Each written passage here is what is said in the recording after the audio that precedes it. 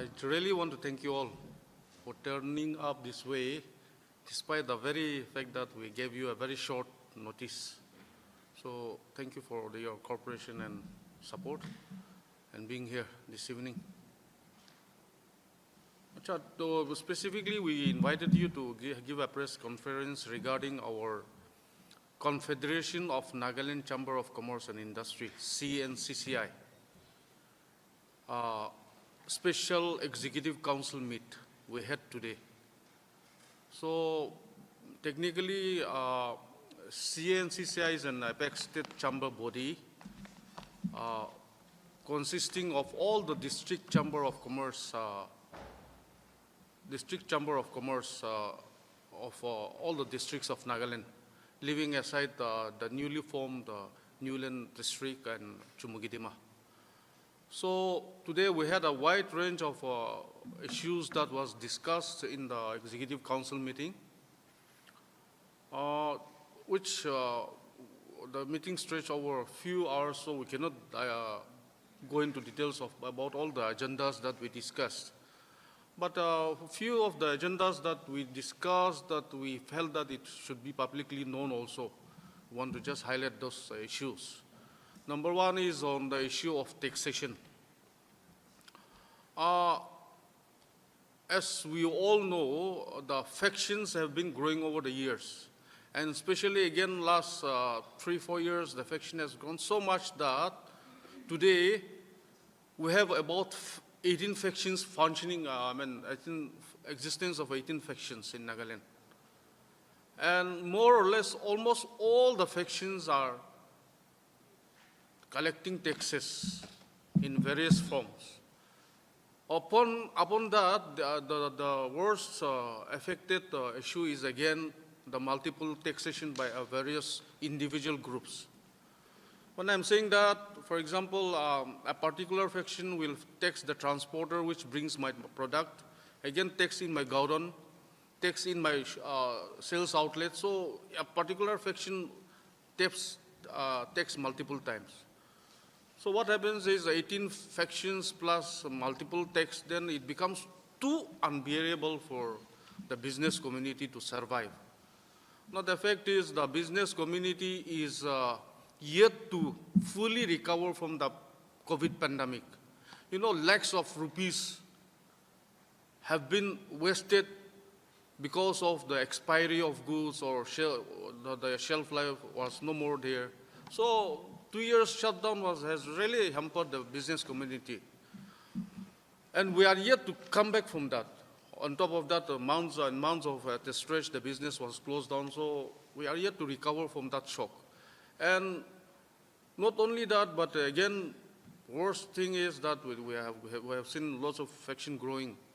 And all of them are taxing, so it has become we have come to a point where we are almost on a verge of a breakdown, the business community, if we keep on going at this pace.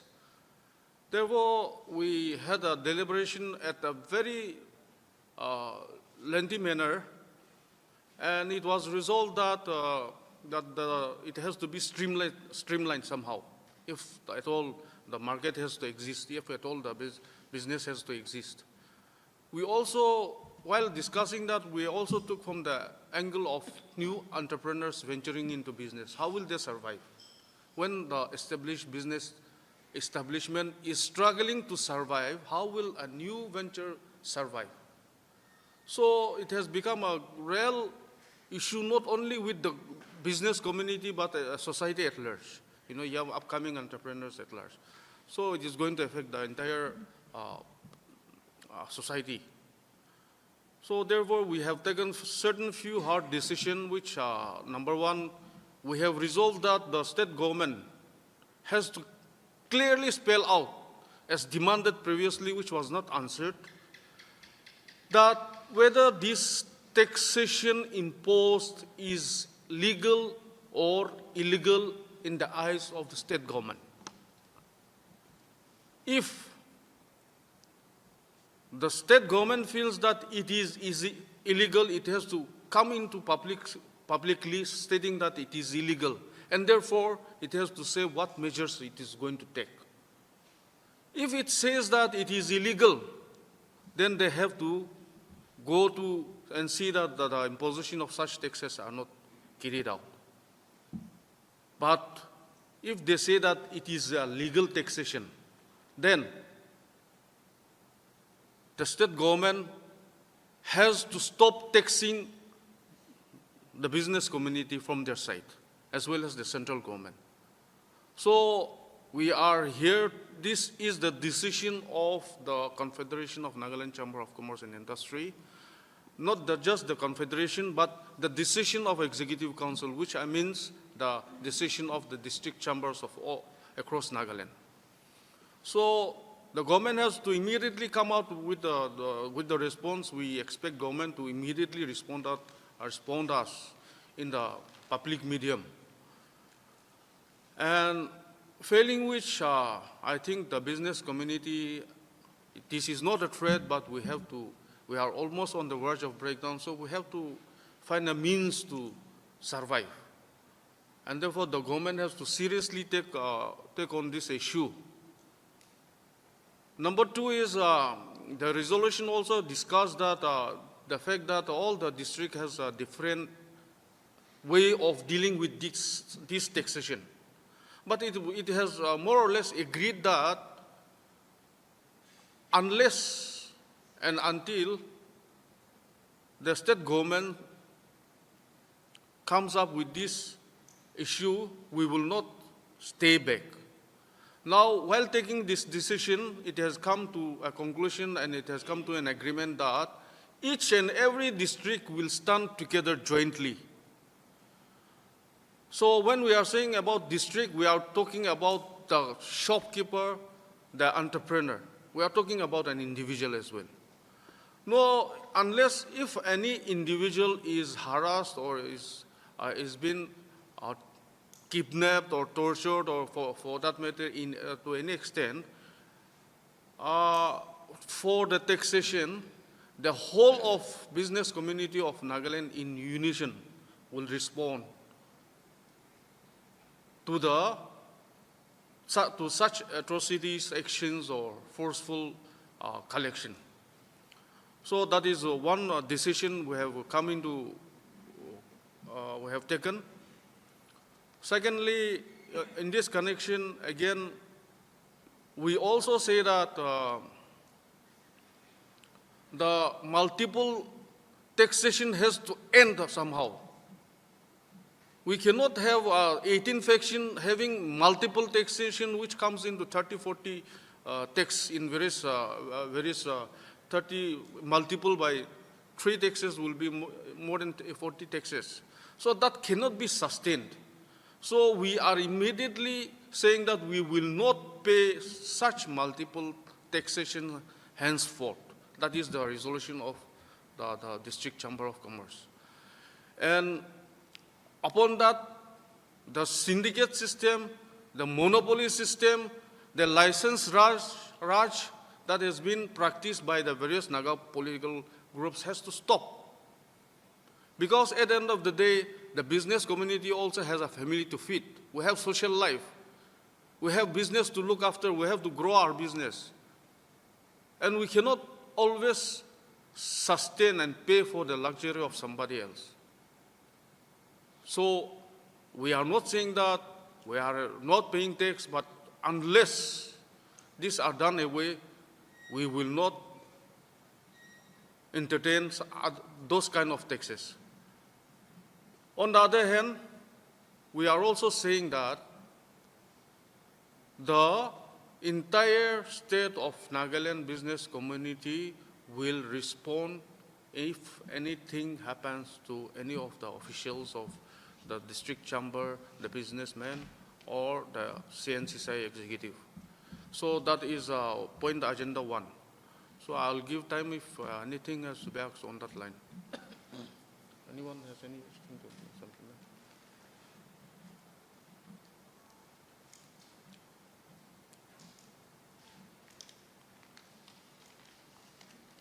ঠিক আছে অন্য কি point করব last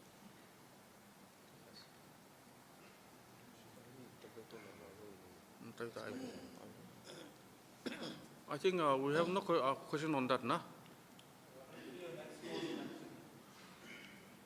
No, basically we expect the government to respond to it, whether it's illegal or legal. Then we will decide what the district chambers today, attenders who have attended, has fully agreed that any course of action that is decided by the Cncci will be fully implemented on the ground. So we have not charted what plan of action will be taken, but we have resolved that we will not let it go as it is. We will definitely find a way till we find some kind of a respite and solution.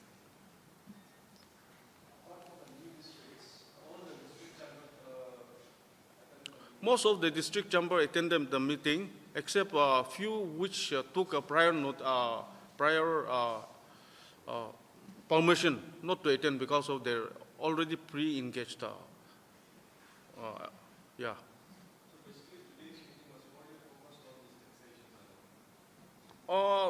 The meeting, we had discussed a wide range of issues, but these are the few issues that we are letting the press know, the public know as well as the press.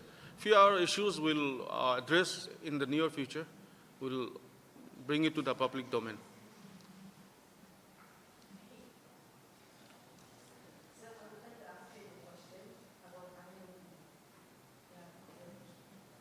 Yeah.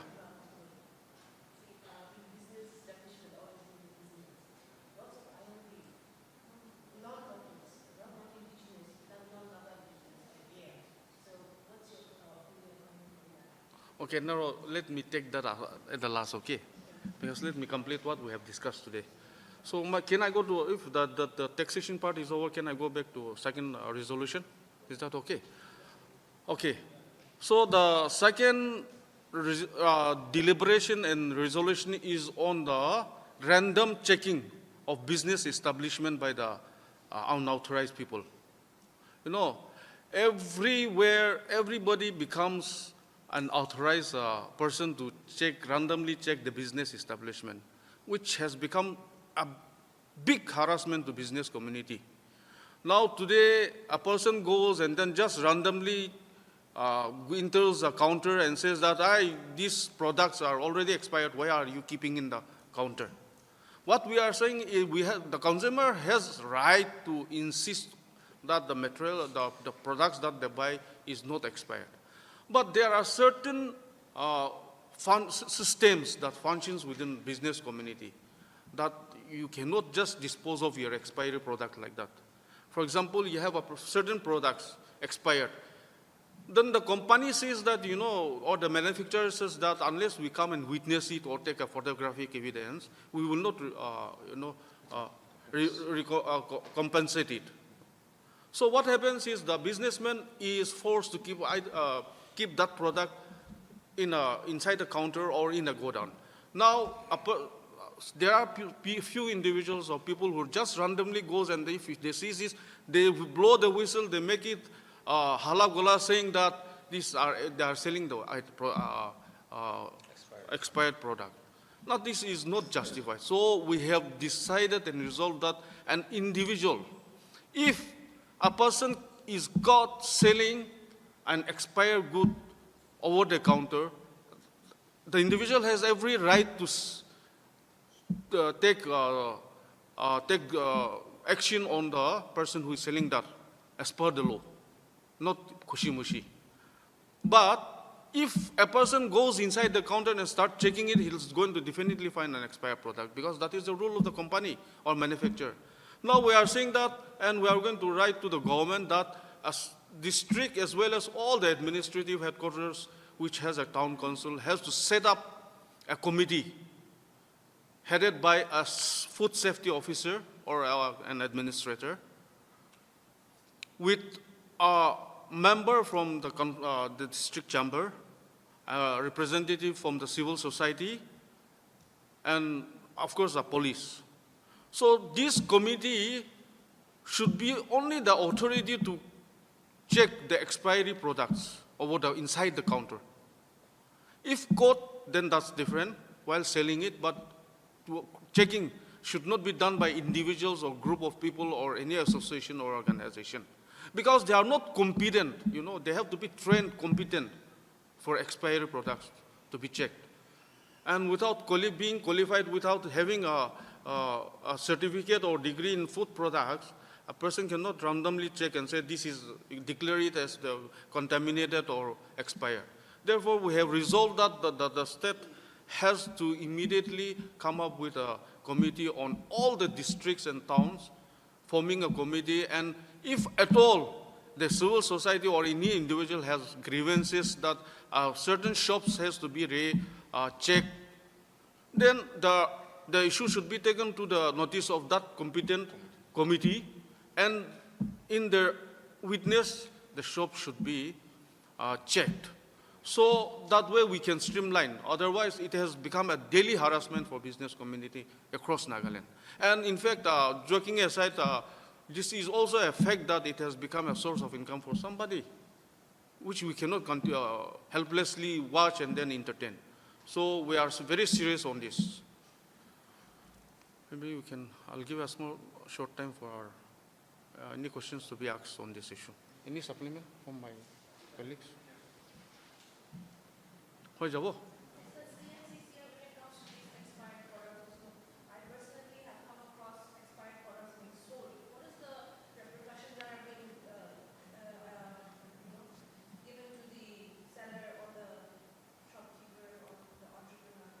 No, that's the thing. Now, we have Cncci has an interstate inter-district tribunal, which takes care of all these issues. Now, what happens is we also ensure that the members, the business community, do ethical businesses and not go for that kind of a business. But out of thousands or hundreds, somebody must be indulging on that. But the fact is, we also need to understand that there are certain times where you have thousands of items in your shop and you don't realize that this product is an expired product. Not with intention, they are selling it. But you have thousands, so we cannot keep a track of how many products are expired. So occasionally that happens, which is an offense, which is a crime. No doubt, we understand. But that can be sorted out. So therefore, it is also important for a consumer to be very watchful on that. Now, if somebody catches that, I think we have a competent authority to be reported. And if brought to the notice of my office or district chamber's office, we will definitely have take action. For example, Dimapur Chamber of Commerce has a grievances cell, which is there to take care of those issues. But again, we can see, unless we have a competent authority, which we are talking about the committee, just reporting to the police also becomes an hassle or in the process. Or administration, they are not available always all the time. So I think that is where we need the committee. And definitely when it comes to catching those things from my business community, and if brought to our knowledge, we will definitely take a befitting action, because that's unethical, that should not be practiced. Yeah.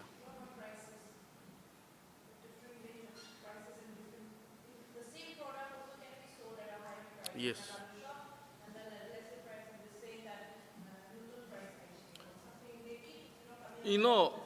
Okay, thank you for that. In fact, let me tell you this. There is a belief that all the businessmen pass the taxation or whatever kharcha, whatever money that he spends to bring his product is being passed on to our customer. But that is not the entire truth. Here, on a perishable items, you may do that because there is no MRP. Okay. So a tomato that is costing ₹5 in one place, the other person may sell it for 8 rupees. But so that is where again we are asking the government that the Cncci under Cncci, all the districts and town administration should have one elected representative nominee in the ULBs, so that they are there to give an current update about the pricings of perishable items to the administration, to the committee to fix the market price.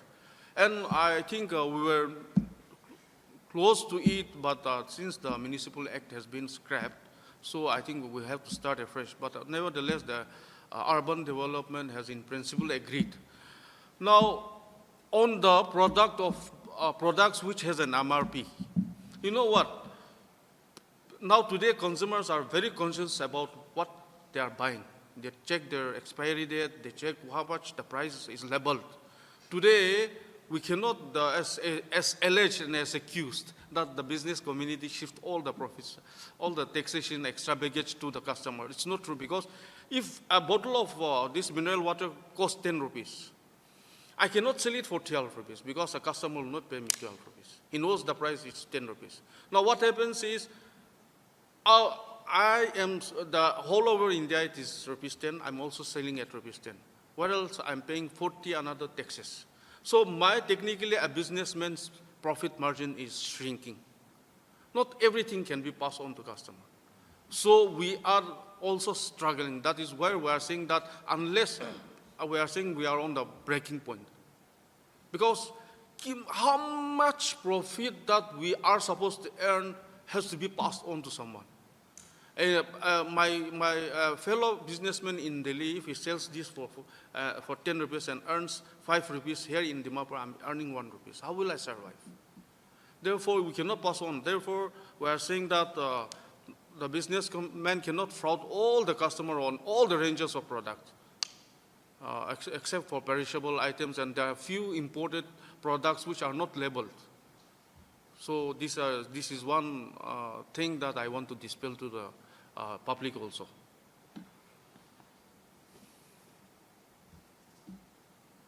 Anybody? Oh, You said committee that we did. yes. Income. Don't we have consumer complaints Where? No, the district has a food safety officer in all the district, and I think he should be the competent authority. But I think more or less it's not functional. And the worst part is people try to take law into their hands, you know.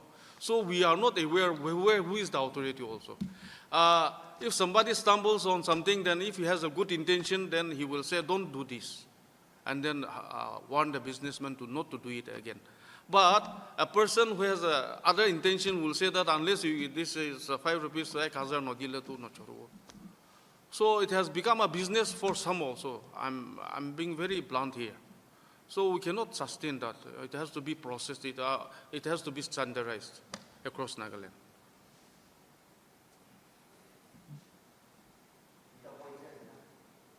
Third, we have.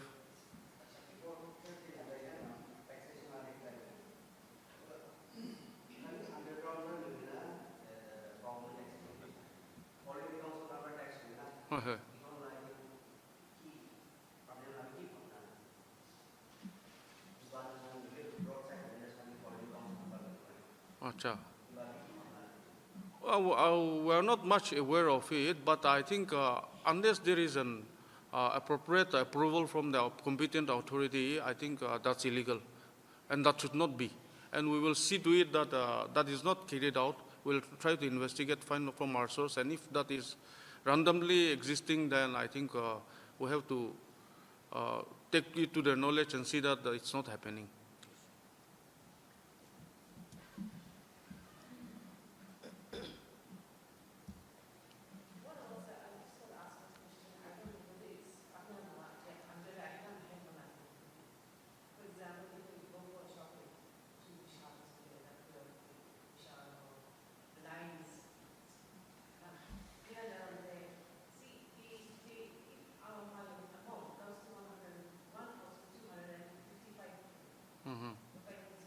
Yeah.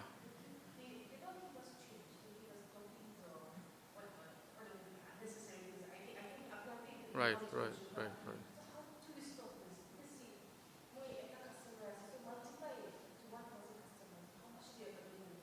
Mm-hmm.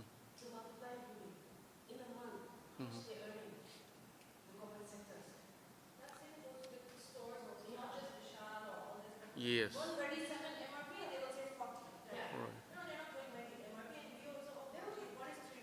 Ah.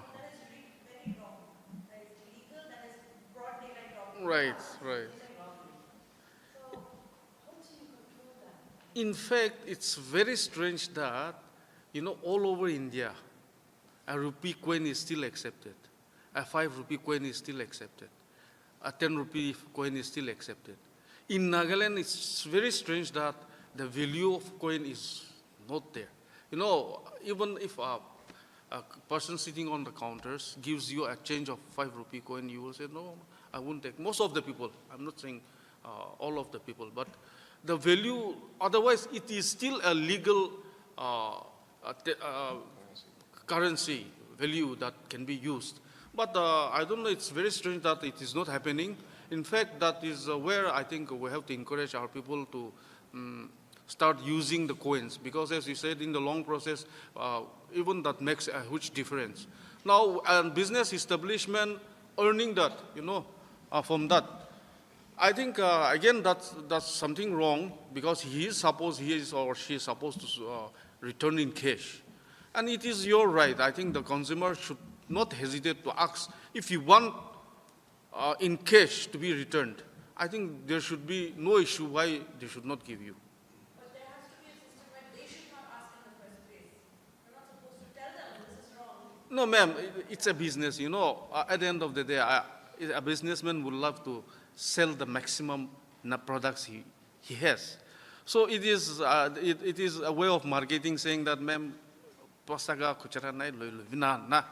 But you also have a right to say that, no, this is not, I want give up my money. So, yeah.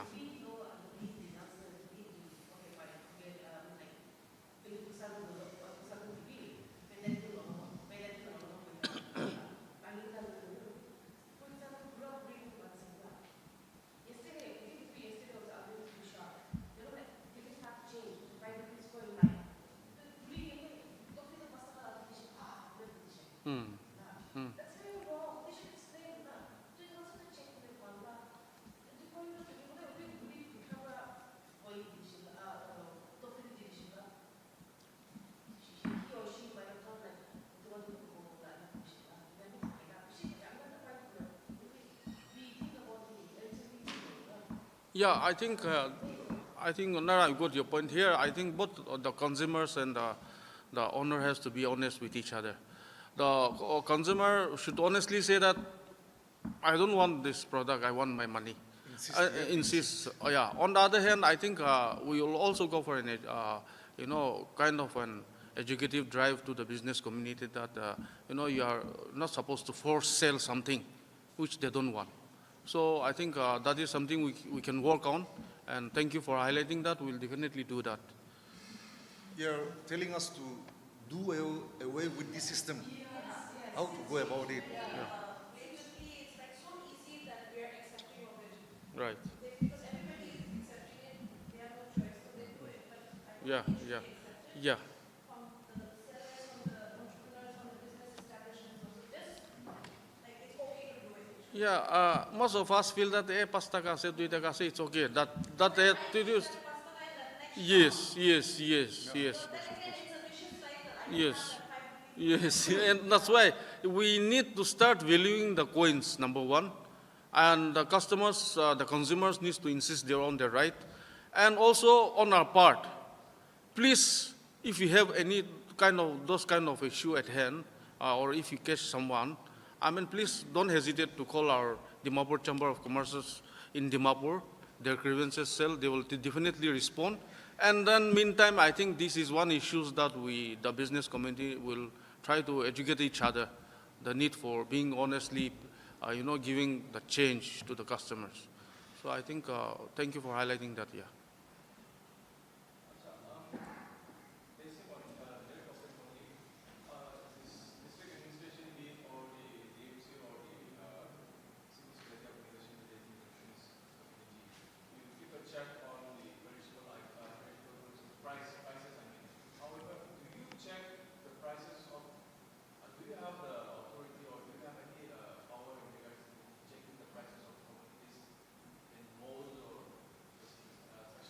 The business community?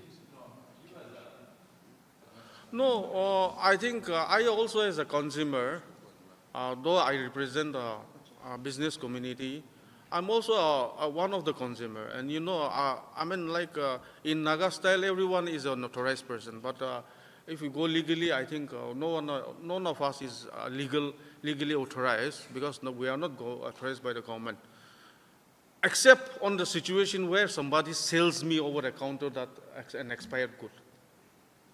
So I'm not authorized. In Dimapur Municipal DMC, they have a certain committee on the DMC. They go and check prices. They have a committee on that.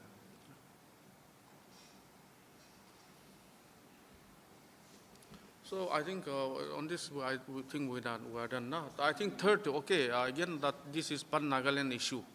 And the issue is about multiple authority. We are facing a multiple authority in Nagaland. In a sense, we are so confused who is in charge of the authority in Nagaland. Who is the authority? For example, you have 18 factions coming up with the 18 diktats, and then you have a state government having a different policy. Now it has become a big harassment for the business community once again. This issue has to be streamlined, and the state government has to, either they like it or not, they have to answer this uncomfortable question. Who is in charge? For example, the state governments allow, if a state government allows a tobacco to be sold, or for that matter, firecrackers to be sold, and if a particular faction bans it, it becomes a big hassle for a business community. Now I am authorized by the state government, so I procured, let's say, 50 lakhs of firecrackers. Tomorrow there is a ban. Now whom do I follow? I mean, there has to be certain system. So there is multiple authority which it is not at all conducive for as a business environment, to be carried out peacefully, fruitfully.